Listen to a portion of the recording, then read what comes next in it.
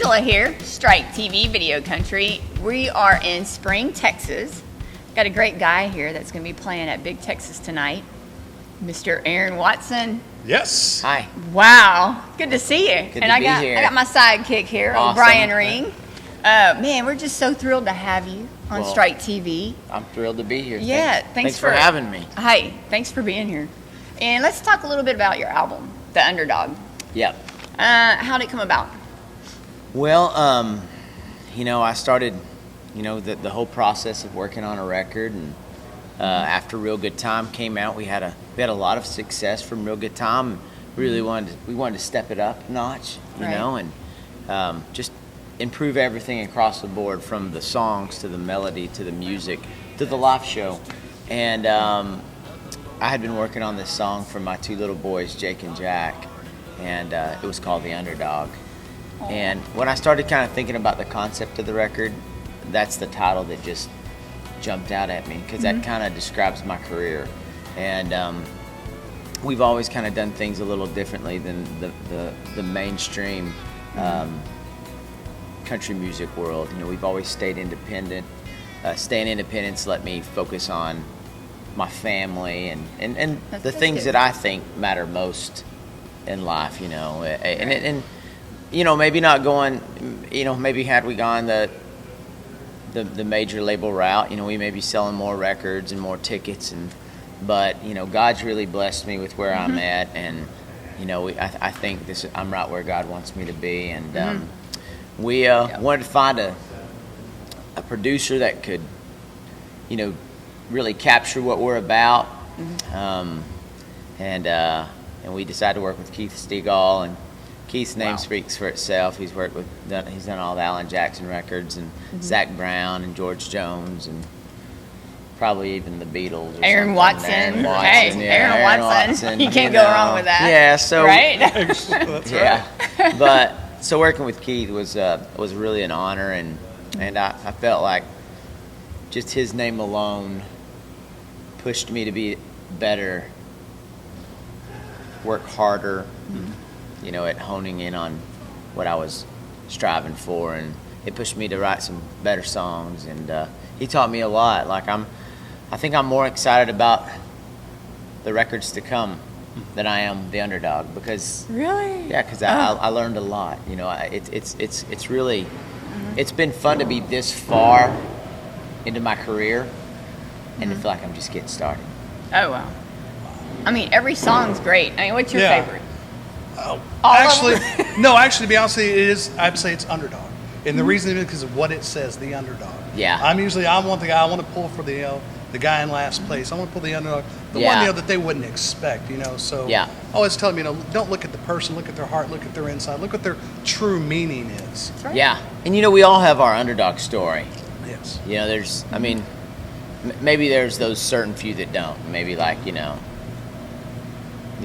do have your, those right. elite athletes that just are so good that everything's just always just laid out in front of them. But that's just not very realistic. I mean, 99.99999% of us, we've all had those moments where it's like, what do you give up?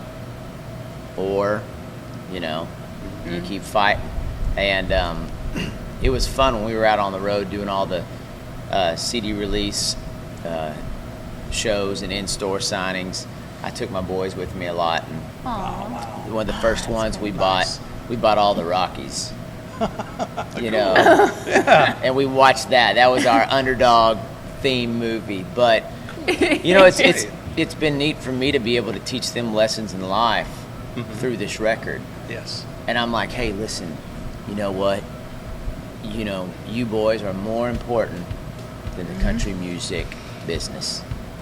You are more important to me than selling records. But you know what? That doesn't mean that I can't still go for my, shoot for my dreams and be the best that I can be.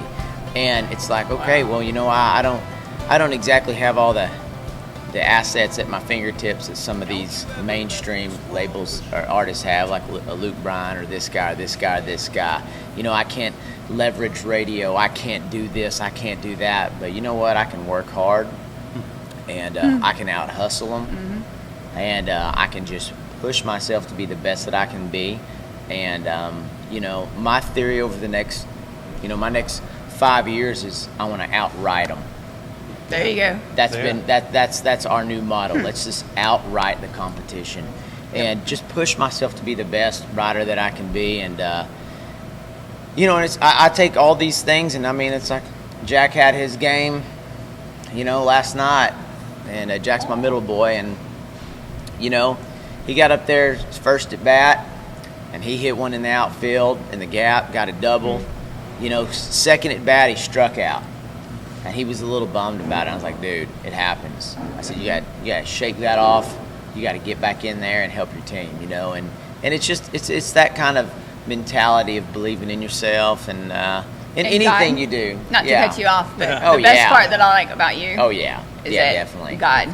Yeah, and that's You been, love God, and you're not afraid to say it. Yeah, you know, that's the people always ask me over the years, why do we continue to build? And I think it's that there's that consistency, you know, that we focus on faith, family, and fans. Yep. And you know what? I guess, you know, I always say, God, this is in your hands, so it's whatever you want. And you know, if I had the #1 record in the country,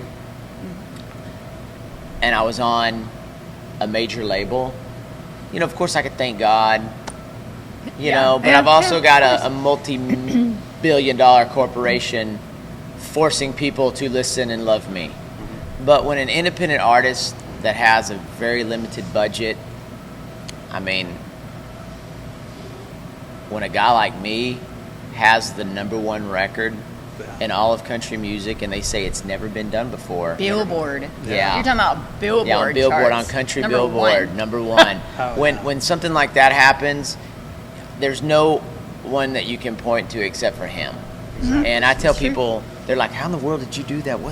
I said, well, we work hard. I said, but I reckon if Jesus can walk on water, then giving Aaron Watson the #1 record in the country is just a walk in the park. And then we give him all the glory. That's awesome. You know, and this stage, you know, is an opportunity for me to get up and tell people about my love for Jesus and what he's done in my life. And You do it through your music. Your Yeah. testimonials. I love that. yeah. I love that. That was it was cool. So a lot of people don't know, but you were on Sam's Place Yeah. at the Ryman. That was Now, awesome. I listened to the Opry, and we can talk about that. That was Yes. I was like glued to the radio. And when Bill Cody said you were the first artist in history, Yeah. I was like, how cool was that? From all the artists that have stepped on that stage, Yeah. and you were the first. Yeah. So how did this? I mean, the Opry came up, and then they were like, "You're at Sam's Place." How did that happen? Was it scheduled? Was it they kind of threw you? I mean, you I were. don't know. It was just amazing. I was there because it was cool because Josh Turner was there. Christian Bush, Wow. and then Grace. Stephen Curtis, Yeah. Point of Grace. Yes. Now with all the recent success and everything, I know you said with Keith Stegall, which I love Keith. Yeah. Yeah. 20 years ago, I took a picture of his parking spot when he worked for Mercury. Oh, that's awesome. And I told him that. But anyway, Yeah. So has it changed? Is it going to? Are you maybe going to write with a few more people? Did you make some connections with any of them while you were doing Sam's Place? I mean, Josh. Yeah, definitely making connections, and I don't know. I don't know if I'll get to write with any of them. I'm kind of always been the kind of writer that writing for me is kind of something that's really like sacred. Yes. Yeah. It's hard to open up and say, Yeah, and here's my story. Where Here's my life. I like to write. I like to get up early in the morning and go make coffee and go sit on the porch as the sun's coming up and just sit there and think about things. I mean, that's what I enjoy. I mean, I like writing the most. I like writing way more than playing shows. Wow. Shows That's great, yeah. Shows make me Interesting. nervous. I mean, not like in a bad way, but there's that anxiety.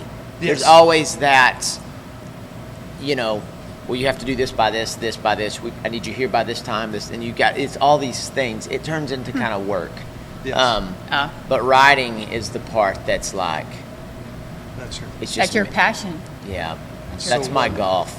What was your? That's my fishing. You know. What room did you get? Is there 19 rooms in the Opry? Do you remember Yeah. what room number you got? Because I sent you a message and I said think to I pick was- number 1, because that was Roy Acuff's. Yes, I saw that. Yeah, that was you. Yes, Nice. so I was like, well, because I was like, you know, the story about Mr. Acuff is not the door doesn't close. Yeah. I guess I don't Yeah. know if you know. Yeah. So anyway, I was. I love That's that good. story. Yeah. No, I think I was number 4. They give the new guy number 4. Okay, interesting. Huh. So if you're at the Opry, I think I was number 4. Number 4. Okay. I have to remember. But what's crazy is that's my dressing room at the Opry, and my wife was in there, and her friends and all these other people were in there. So when it was time for me to get ready, I had to get my shirts and go to the bathroom to get dressed. And the picture on Facebook, she was actually steaming it, ironing your shirt. She did. And now, when you went to the bathroom, is that when you ran into Steven Tyler? Yeah. That was, oh, wow. Yeah, I was going to the bathroom to put on yeah, literally ran into Steven Tyler.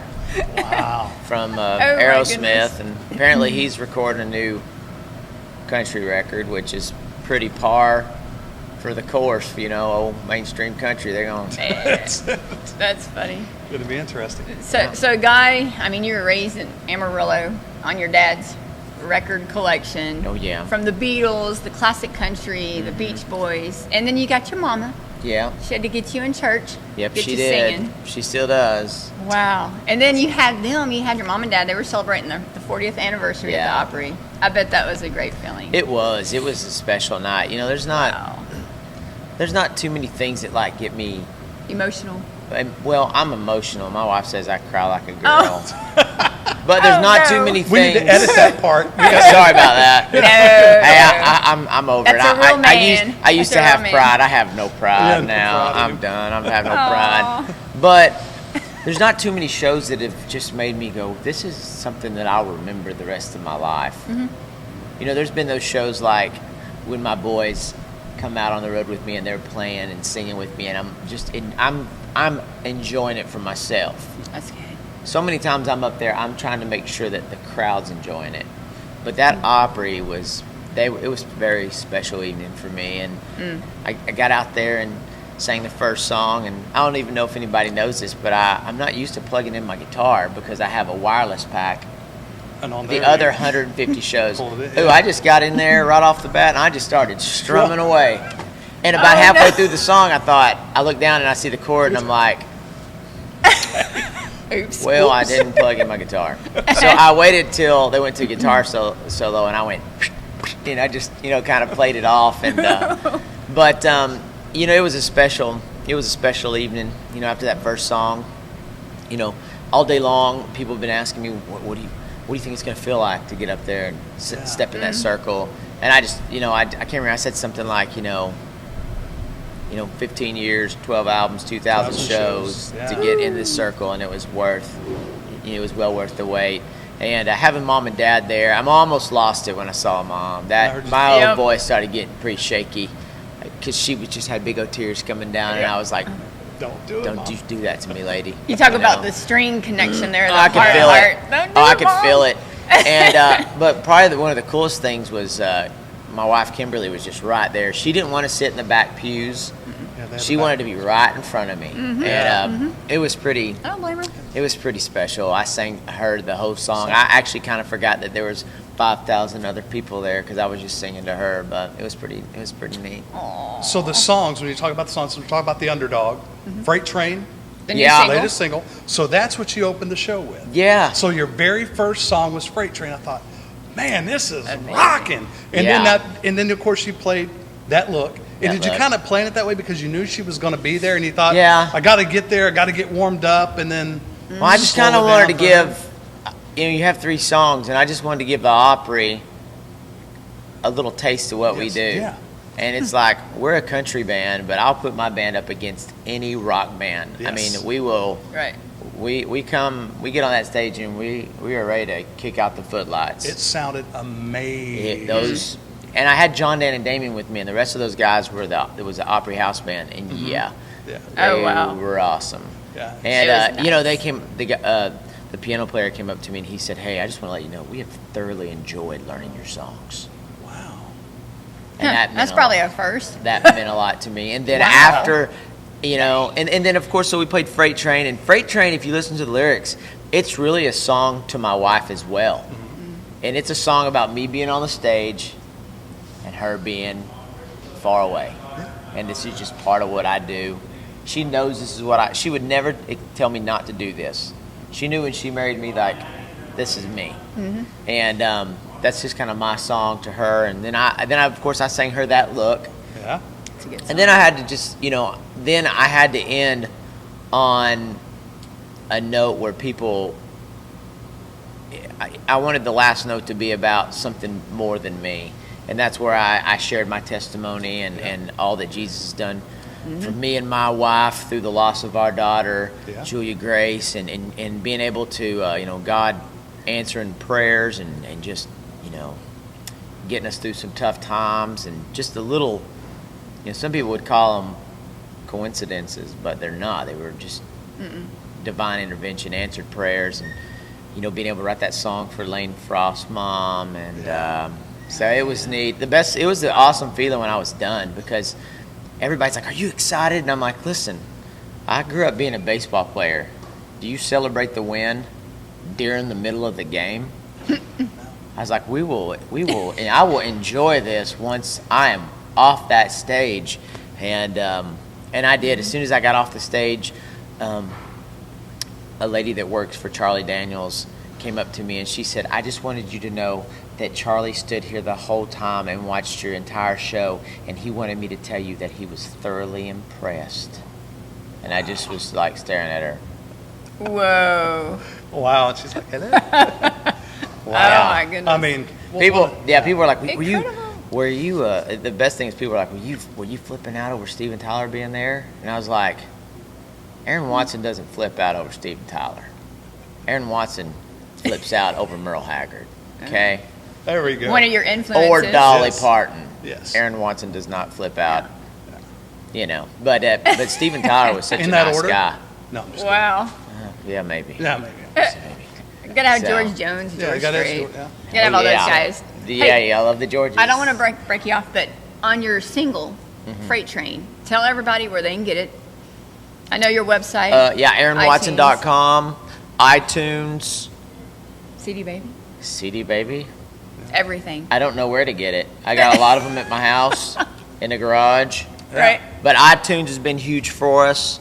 The thing that's incredible is that the record was #1 the first week. And they said, we had a lot of people say, don't be surprised if it drops to like 30 week 2, because it's really hard for even a mainstream artist with lots of radio play to hold that down. We almost had the #1 record. The second week it was #2. Wow. And then the next week it was #8. And then next week it was like 18. And I mean, oh my goodness. And even now, here we are nearly 2 months later, it's still floating in the top 30, top 20. And it just has such sustain that it's just been incredible. And really what it's been is it's been the fans taking it personal to see that I succeed. And, music is the family business. And my goal every night is to make sure that, every person in here knows how much we love them and appreciate them. And, we want to give them a good product, good environment, and we want them going, and you do, walking away with a all smile. Of the above. Yeah. I try. I'm trying to pay off my wife's credit card every month. There you go. People ask me. Buy the record. Yeah, buy the record. Buy two. Yeah. For the price, I'll admit, I went online and looked. You can afford That's 2. right. Yeah. That's right. Definitely. Because my little girl told me the other night, I was putting her to bed, and this has been it's been a couple months ago. It was in February because it was around Valentine's. And she said, Dad, I want one of those cards. And I said, oh, you want Daddy to get you a Valentine's card and write something sweet to you? And she goes, no. She goes, I want one of those cards like, when Mom goes to the mall, she gets what she wants and gives them a card. She goes, I want one of those. And I was like, woo. Buy the record. Yeah, buy the record. Buy the record. My boys are easy. They don't require anything. My They're like goodness. dirt and rocks. Yeah. But baby sister wants a card. So it looks like her daddy will be working. Just wait until she hits. Yeah, I'm in trouble. The teens and all the way up there. Yeah, I'm in trouble for sure. Awesome. Oh no, Aaron, hey, we've had a fun. blast. Well, thank You've y'all. had a blast. Thank y'all Thank for you. the exposure. Thanks to all y'all's Of course. viewers. And we thank Tammy Millspaw. Thank Yeah, you, we Tammy. love Tammy. This is Thanks, awesome. Tammy. Turning it on. Oh man, you're just Well, Incredible. Thank y'all. Love the music. We're Love trying the our band. best. We're trying our best, and we're just gonna keep working hard and keep giving God the glory, and Definitely. and we'll see what He has planned. I don't know what He has planned. He may have. It's all good. It's all good. Maybe Everything with God's good. That's right. That's right. Yes, sir. Story. So hey, I'm Angela. That's Brian, and this is STRYK TV Video.